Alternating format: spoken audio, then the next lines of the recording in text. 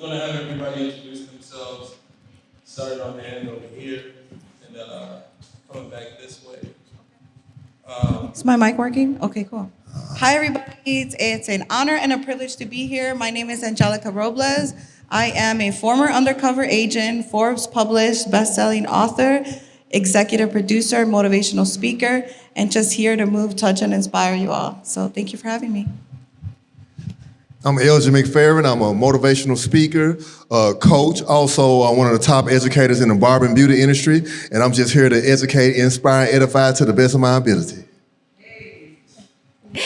What's up, my people? Again, it's your girl V.Marie with Panther Graphics, owner and CEO. I am a personal and brand development coach and author and speaker. And this is Marie, the sister of V.Marie. Hey. I am an author, philanthropist, 2024 grad, and a nonprofit philanthropist and CEO. I'm also television and former U.S Marine. Thank you. I'll give it up for and we are talking about business and entrepreneurship. We just learned about UT.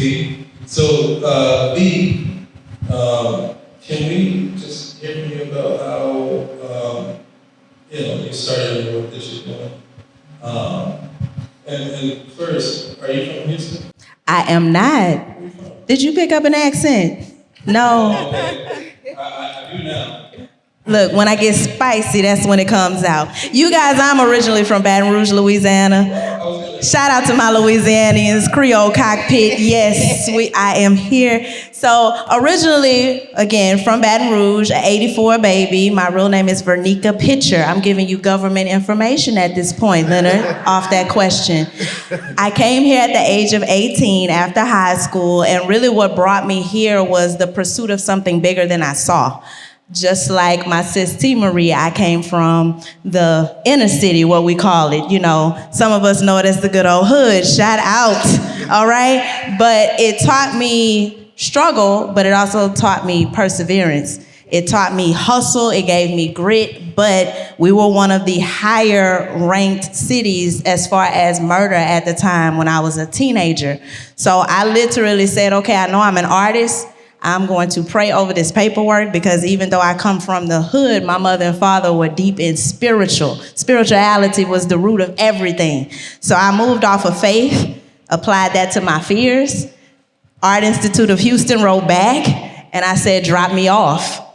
And I came to Houston and I was with a Kinko's business card with a laptop sitting at Starbucks like I knew what I was doing already. But I was capturing my clients because it's all about positioning, right? So I positioned myself for the people that I knew could pay me. And I started doing things like flyers and logos at first. And then I built from the ground up. So Panther Graphics started after I graduated with honors from Houston Community College after the Art Institute of Houston. I started Panther Inc., and now we're still here thriving, and it grew into brand development, and now I have a coaching academy called Brand Builders Academy. Yes.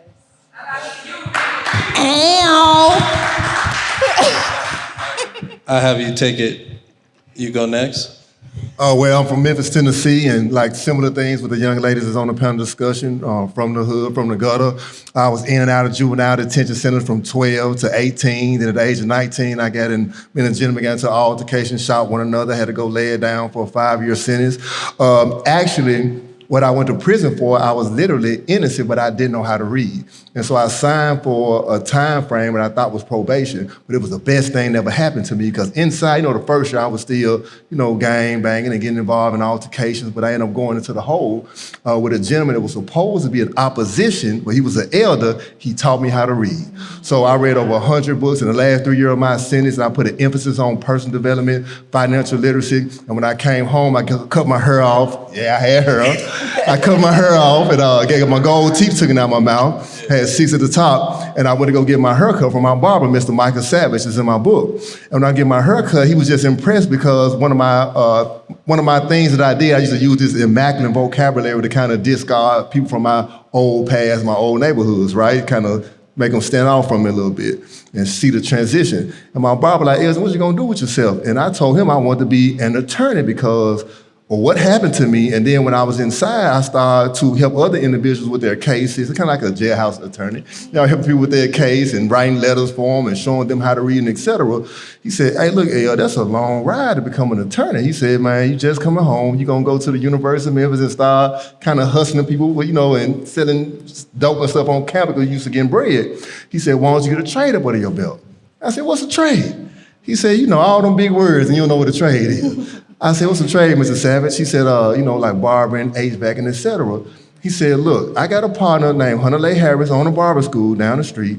I got a break in a few minutes. You want to go up there with me? I want to take you up there. I said, cool. I walked in that barber school, and it's like I heard angels ring, like, ah. I had no idea that God was going to give me a talent to attach to my gift so that I can fulfill my purpose. And so Mr. Savage, he went ahead and he said, what you want to do? I said, yeah. He put out his pocket, paid in full for me to get started, and I never looked back. I had no idea that barber's going to be a stage and a platform for me to connect with my community. So my first year in barber school, I ended up getting a barber shop while I was still in school, and I was all over the news, got awards from Memphis Grid, everything you could think of, but not because of my ability to cut hair. We did GED classes, gang intervention, created a program called Cut for Canned Goods, and et cetera. And then one day, me being in the shop, I used to just hold court, like everybody there watching me and just hearing me speak and talk. That's a stage. And the gentleman said, man, you ever thought about speaking and doing seminars? And I did it. We thought maybe about 10, 15 people going to be in there. Man, it was stand-up room only, over 100 people. I had an 811 credit score. My shop lease was about to come up, had a little cash put up. And man, the next, about 2 weeks later, I jumped and moved to Houston, man. And from that point on, I've been public speaking, got trained by Dr. Eric Thomas, Jeremy Anderson, a few of the other heavy, Inky Johnson, a few of the heavy hitters. And I created my own program now called The Business Behind Barber and Beauty, where we teach financial literacy and the business behind it, everything of that nature. That's amazing. That's amazing. Can we clap for that one? That's amazing. We'll move it to you. So I'm also from Chicago, born and raised. Yes. Okay. Born and raised in the hood. And my story is a little crazy, so be ready for it. Everybody take a deep breath, because I'm about to hit you. So I grew up in the hood, and one of my friends was murdered, dismembered, and decapitated by the cartel. I was 15 years old at the time. It ended up being one of the worst crimes in Chicago history. And that really hurt me, and it dug deep into my soul, which made me go into the FBI and become a profiler. So I did undercover work for the FBI for 2 years. And after I did my 2 years of undercover work, I survived, and I was moved to in 2008. Mic check. Okay, thank you. I was moved to Houston in 2008 to do human trafficking, which is #1 here in Houston. So did that for 18 years, became one of the best world-class interrogators, just to find out that I married into the cartel. My husband had been money laundering and being part of the Mexican cartel here in Houston. So I go under federal investigation. I'm now on the other side of the interrogation table. So imagine you're a world-class interrogator, and now you're on the other side. So you're like, you're really gonna ask me that? So got flown to the Pentagon, strapped up to lie detector tests, just to find out that I was not involved. My whole life came crashing down, just so that I can be rebirthed. And what happened after that was I sold my story to Hollywood, and I got named executive producer. And from that, people wanted to hear my story, so I get on stages all over the world and share my story of resilience, that when you're in the deepest, darkest parts of your life, God is always there to open doors for you that you never thought possible. So 18 years working for the government, I'm now a motivational speaker, a best-selling author, a podcaster here at CCN. Woo, woo. Yes. And now I get to teach people from the hood that came from nothing how you can elevate to these levels that you never thought possible. Amazing. That's amazing. Wow, we got a panel of very amazing people. So I got questions. I don't think I'm gonna use that because I just feel like, I told you I was gonna hit you hard. yeah, no. I've just been inspired listening to everybody. So first thing I want to talk about is positioning. You mentioned it earlier. Some of you guys have positioned yourselves to get into these positions purposely, some by accident, especially you. I'd like for you to speak to, and anybody can speak to or not, I'll have plenty of questions, to the importance of positioning yourself. What are some things that you would have done differently? And positioning yourself to be in the best position as possible, as well as what does that actually mean from your point of view as well as from, the outside looking in. I think a lot of time positioning isn't based on preparation, it's based on your ability to pivot when you're in adversity. So it's about what do you have inside of you and how can you maneuver through the manure? You know what I'm saying? Like sift through the bull crap. I want to speak on it from the brand perspective and personal. When it comes to positioning, you have to know, first we talked about the why. When you are clear on your why and the mission, the end goal has to be a problem that we solve. So is it a need? When I understand I solve a problem that is a need, it has to be tested. So when I position myself, it's no way if I come into a room that looks like my melanated African American and we have also our browns, I'm looking around the room, why would I try to sell you potato salad with raisins in it? I wouldn't position that here because my audience is not giving me the environment to where that is a need. So it's about understanding, is the need for this particular target, and I position myself there to be discovered. A lot of people think going into sales is to sell a thing, but you attract, you draw, but you have to be positioned properly. But also going into testing, it's about, has the market giving you the feedback that they're saying, I'm looking for you, but I can't find you. So it's a collective of that, understanding what problem I solve, what's the end goal mission, what does that transformation process look like, and is that obtainable by the people I serve? When you're clear on who you serve, you know how to get them to discover you. And I guess they know that you're the person to come to because you don't have the raisins. Yeah, you gotta put the Tony Sassery in there, little relish. You know my people, come on now. You got to boil the eggs right, not have shells in it, because my people don't like that. You gotta know your market. Y'all would eat my potato salad, right? Put a little paprika, see? Anybody else want to touch on that? I would do the woulda, coulda, shoulda. Positioning, I didn't know what I didn't know. Remember, I got into this industry from military. I didn't have an agent. I didn't have an entertainment lawyer. I remember getting this contract from Fox and still being under uniform, still being active duty, and trying to take it to base legal. And base legal was like, oh, we don't do this. But they were able to kind of put me on the right path to talk to an entertainment lawyer. So I would say once you find yourself, sometimes it's not just a positioning because you may not know what position to do, but sometimes just doing the research once you're in that situation. So for me, my coulda, woulda, I woulda did more research. I woulda figured it out more. I kind of feel like I kind of went with the flow on a lot of issues because I didn't know what I didn't know. So educate yourself. If this is something you want to get into, whether it's a book, whether it's the industry, whether it's being a speaker, you have to educate yourself. So I guess that would be my best piece to leave you with. For me, it's very simple. Just have your mission and vision very clear, and you know where that's going to guide you. Because if you know your mission and your vision, it's going to guide you to where you need to be. Excellent, excellent. Really quick, this question is specifically for you. You said that you couldn't read when you're locked up, and when you went into the hole, that's when you learned because the brother taught you how to read. In our community specifically, there's a lot of literacy issues. How do we communicate to people who can't read? I feel like we don't. When we talk about positioning, when we talk about marketing, I feel like we kind of leave those folks out. What was it for you where you were motivated to do something you couldn't understand at the time?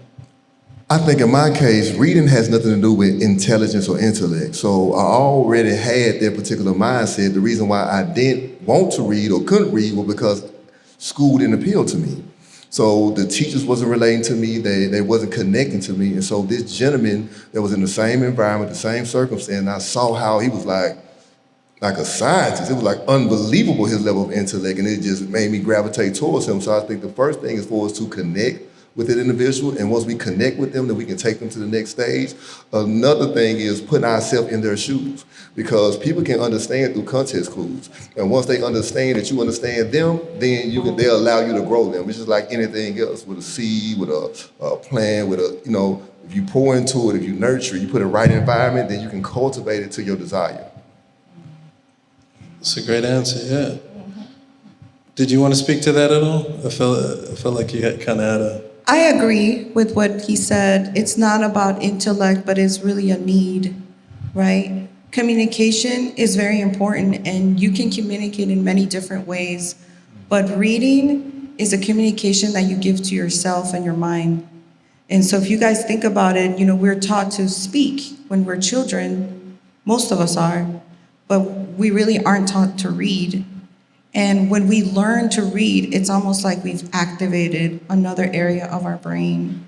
And so it literally comes down to giving yourself a gift to yourself.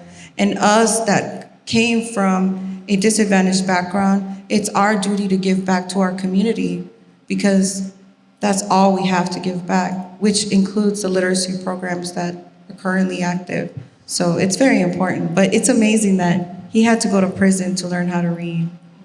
And a lot of people go to prison to learn how to live. I have a question for you, a follow-up. It's not a follow-up at all, it's just a completely different question. When I listen to your story, I think about perseverance. How much perseverance did you have to have? I mean, how was the relationship with your family? How did it change once you decided to become an FBI? How did your circle of influence, your friendships, those kind of things, how did that affect you as you continue to pursue this career and continue to have your why in front of you doing it? So I came from a family of 2 immigrant parents who came to this country illegally. And my dad was working in a factory, and he got his hand stuck in a machine, and he had like 3 fingers cut off. So he came home one day and he said, "You guys have 2 choices. You either go work in a factory and look like this, or you go get an education." So that instilled in my 2 other siblings and I, we have to get educated because this can happen to us. So of course, coming from a Mexican immigrant family, they want you to be a lawyer, they want you to be a doctor, they want you to be a whatever it is, 9-to-5er, corporate. And I chose my career based on pain because I wanted to find out how somebody kills somebody and dismembers somebody. Why would somebody do this? So I went into forensic psychology, but with a minor for pre-med because my parents wanted me to be a doctor. So I get into med school like the little nerd that I am, and I'm sitting in med school, okay, with $100,000 of loans taken out. And the professor is going over all the damn ligaments in the hand, and I'm like, what am I doing here? This is stupid. I get up, I called my mother, and I told her, I'm quitting med school and I'm joining the FBI. My mother cried for a week. My dad was like, yes, that's my daughter. So I went to Quantico, survived Quantico. That's a whole nother story. I'm sure you know. The shit that they do to you is unheard of, really, because they have to mentally strengthen you to deal with shit. The thing is I grew up in the hood. I've been dealing with this shit since I was a little kid. We were cleaning bloodstains off of our front steps. We were dealing with this shit. So long story short, got in. Of course, they put me into undercover work. So for 2 years, my mother didn't know where I was, if I was alive, am I returning? So I probably gave my mother all of her gray hairs. But it only statistically and scientifically, it only takes one person to believe in you for you to prosper. And it doesn't have to be another individual, it has to be you. So I excelled in the FBI as a brown girl in a male, white, dominant world. I survived because if you guys read my book, I was taken, and thanks to Verizon, I survived because they were able to find the ping of my phone as I was kidnapped through the van. My phone pinged off of a bridge, of a tower. So for those that don't know, this is old school stuff. I'm in my 40s, so we didn't have iPhones back then. So giving that to my parents, my mother hated the fact that I was in the FBI, but I had my father always, you are it. Like, you are it, girl, you are it. So when I finally got stationed here in Houston, my mother finally understood that I was doing this for a bigger purpose. And even though she suffered for many years, she understood that I was a Latina infiltrating a male-dominant world. And that itself was a proud moment. But to go back to the 20-year-old in me, what do you guys think I was doing after I was coming back from being undercover? I was going to the club making it rain. I was 23 years old, getting paid crazy money to go, interrogate and go be undercover. So I was at the club making it rain. So what club were you making it rain? Oh my God. You remember this? It was like Excalibur. Don't ask me. Vision. I wasn't at that club. My Chicago. Like, I saw you. We was making it rain together. I was making it rain. Because think about it. I was 20 years old. I was making crazy money. And I was alive. So what is I was 23. What's a 23 going to do? Yeah. Go home and read books? Hell no. So... Can you speak to that as well? Not Excalibur. Not Excalibur. If I had pearls, I would be clutching. But she's right on that part of it. But as far as... you guys both have infiltrated male-dominated worlds. Majorly male-dominated worlds, structurally male-dominated worlds. As women of color. I guess speaking to that experience, because, even in film, television, the majority of fashion designers are males. Like, all of these different worlds in entertainment, they're, for the most part, male-dominated, and we have a lot of women here. So for me, I will say I was blessed. I was blessed because you hear the horror stories and you see the horror stories about sexual assault and this and that and the other. So I was blessed in that regard. When I deployed, I was the only female to deploy in my unit. So I didn't have girl talk. I didn't have someone to woo-saw with and woe is me with. And I had to be, at that point, I was a sergeant. So I had to be the go-to person. I had to be the sergeant. I had people I looked up to, and I had people who looked up to me. So I had to be always on my P's and Q's, always had to be, not just know my why at this point, but I needed to show and prove what I said don't worry about before. But in this regard, I had to show I knew my shit. And I think in whatever world you find yourself in, where you are the minority and they are the majority, you have to show that you know what you're talking about and you know what you're doing.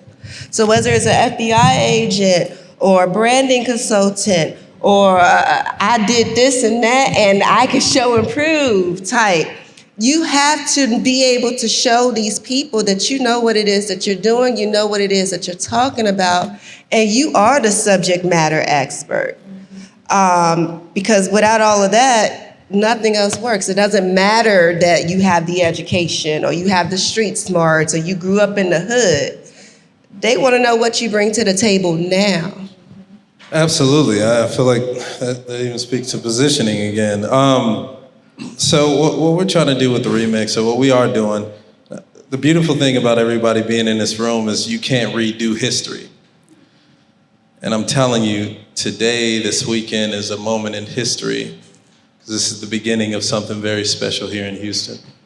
It's the beginning of building on legacy in the arts and in culture and entertainment in these different spaces. You all are a part of history right now.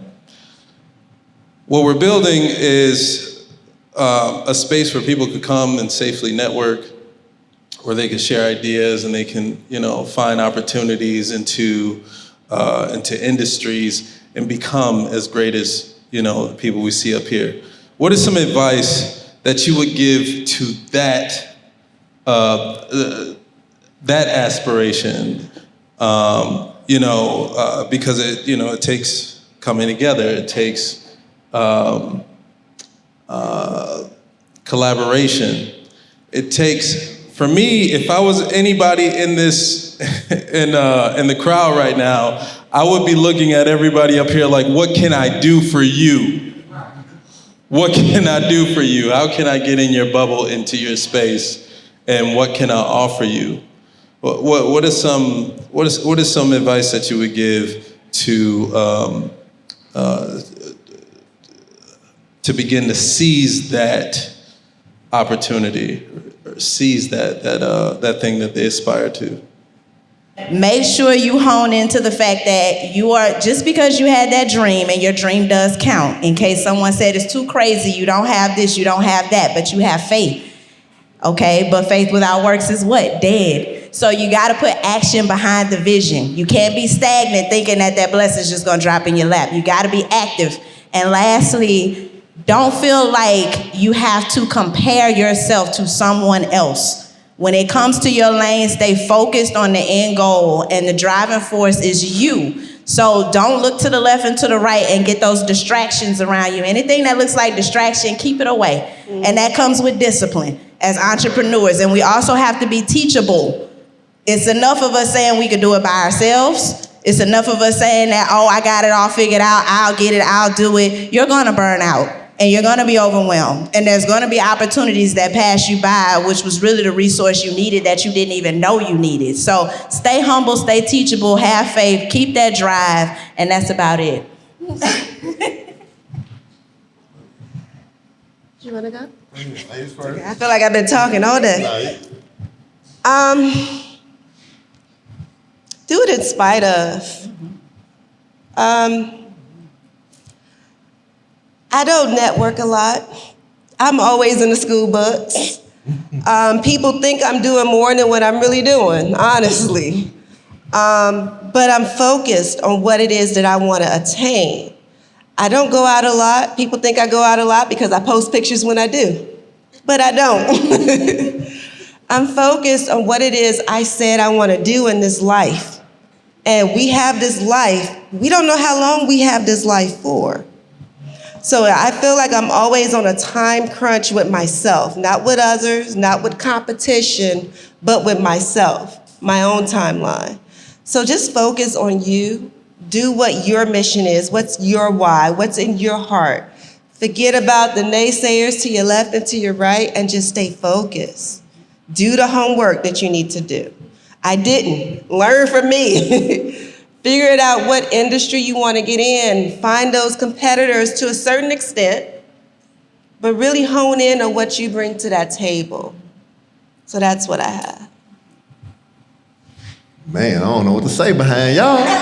Hey, but I agree with everything. Number one, I agree with the networking as well, because exposure creates expansion. A lot of the situations that gave me relevance was based on relationships. But another thing I want to state is we always prepare for success, but are we prepared or even considering the opposition that's attached to the success, the adversity? Because there is no opportunity without opposition. But everything that is you feel like it's going to distract you, that's actually putting you in a position to what you desire to be. So I say that this is like if I would give you a raw egg right now. Would you eat it? You'd be like, no, I don't want no raw egg. If I gave you a cup of sugar, would you say, trying to give you diabetes? What if I gave you some flour? All those individuals look like I'm trying to kill you in this grotesque, right? But collectively, those are magnificent ingredients for a scrumptious pound cake. So when life serves you a little defeat, a little adversity, a little betrayal, man, you ought to smile with joy because now you're on your way to the vision that God gave you. And the last thing I want to say is a lot of stuff we have in our mind isn't ideals. It's divine instruction from the Creator of what you're supposed to do and what you have to do. So if you're obedient, you'll see a lot of your obstacles begin to remove. I have to ask this. I want to get to questions, but I have to ask, how do you listen to adversity? How do you hear God in the midst of adversity? That's the better way to say that. How do you hear God in the midst of adversity? Man, that's a deep one. I'm going to give you mine. Go ahead, sis. I'm going to give you mine. My last unit, I hated. I'm on public record. I hated my last unit. I was the only female. I was one of 3 black people, and it was an infantry unit. So, of course, they had no other females anywhere close by. I hated the unit because I felt like their intelligence wasn't there. And we've all worked with people where you feel like the intelligence is not matching the job billet they're supposed to hold, right? Every morning, I would sit in my car, and I called it my me time. Where she at? Affirmations back there. I would affirmate myself out this car to go in there and perform this task of being this legal officer, this admin officer, and doing everything I needed to do to get through the day.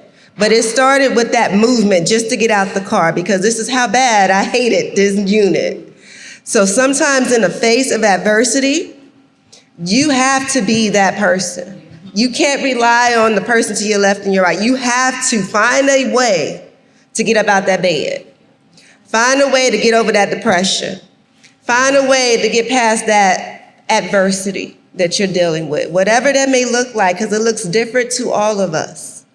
You have to find that self-care mode inside of you, whether it's affirmations, whether it's listening to Tupac. I listened to Tupac before I got a big speaking engagement, and I'm driving at volumes unheard of because I'm getting in that mode. That's how I get through. So you have to find your own ways because we can tell you how we do it and how they do it, but you got to find what works for you. Because I had so many people that would try to mentor me, and I was mentorable, I tell you that. But sometimes you just can't see past your circumstances at that space and that point of time. So you have to find that way that's gonna get you out that bed, over that depression, over that ex that was no good for you, through that very friendship that you never should have had anyway. You have to find it. You know what? I love her. Shout out to V.Marie. I always reference adjust your lens. We look at adversity through a blurred lens sometimes. And if you really just keep, and affirmation is really the foundation of where I'm about to take this. I just think of a different scripture that can adjust how I'm looking at the situation. Or I look at or think about a different conversation with God where he already told me, why you tripping? Because he don't talk to me like a chump. I know some people think, I don't hear from God or whatever. He speaks in parables so his people can understand. So he knows I don't talk to him like a chump, so he don't talk back to me as a chump. He's like, get over yourself. Why are you tripping in this moment? But if I didn't take the moment to adjust the lens when the adversity shows up, I would have never heard from him. I would have never been able to align my insight, my discernment, or however I'm looking at it. And at the end of it, he promised me that all things work for my good. So why am I thinking past just because adversity? The tire went on flat because I was on my way to the event. Well, all things work for my good. If it didn't go on flat, I might have got into a car accident. Why am I tripping? So just to take the time to adjust your lens. Adjust your lens. That's powerful. Man, I want to say that adversity is a university, so make sure that you attend class. You know, you have to pay attention to it for the simple fact, right? It's like the mango tree is already inside of the mango seed, right or wrong. So everything you have inside of you is already inside of you, so you got that vision. It's just like when Jesus was on the boat with Peter, not to get biblical or anything or scriptural, but I got to tell the truth. So remember they was on the boat and it started to storm. So it started to storm, and he called Peter. He told Peter to come out and come walk with him, right? So Peter was walking, and he was in pride. He was striving, just like you, and just like us. We began to walk on our vision and our mission. But what happened? The storm began to present itself. So trees got to snapping and power lines and things flying all around. And he looked what was going on outside of him and forgot what was inside of him and began to sink. The second thing is he forgot who called him. So we got to remember who called us, what's our calling, stand on our position firm, and anytime we go through something, that's the university that's training us to prepare us for what we see inside our mind. So you say you want to be a speaker, you say you want to be an author, you say you want to be whatever it is, and then you start to go through stuff. Well, the thing you asking God to save you from is the thing he put in your life to aid you to bring it into manifestation. Please categorize all of this in yourself. I'm telling you, this is all you need. This is all you need. Go ahead. Mine is simple. You can't get over it if you don't get through it. So you got to go through it to get over it. That's it. That is it. That's I true. want to say one more thing. Okay. Like, can I? Yeah, you got it. It's simple, just like she said, because a lot of times we want to add stuff to our life, but literally, sometimes you have to remove things to improve things. Yeah. So just start to edit your circle and audit your relationships when you leave her. Put everybody on a scale. Is she helpful? Is he cool? Are they beneficial? Because one of my slogans is, if I can't build with you, I cannot chill with you. Right. And that's it. That's right. Oh, I need one thing off of that. I'm sorry. I'm so sorry. Just a little one. I'm sorry, Jazz. I'm going to say this. We probably got time for one question. I'm sorry. Listen, don't base it off your trauma either.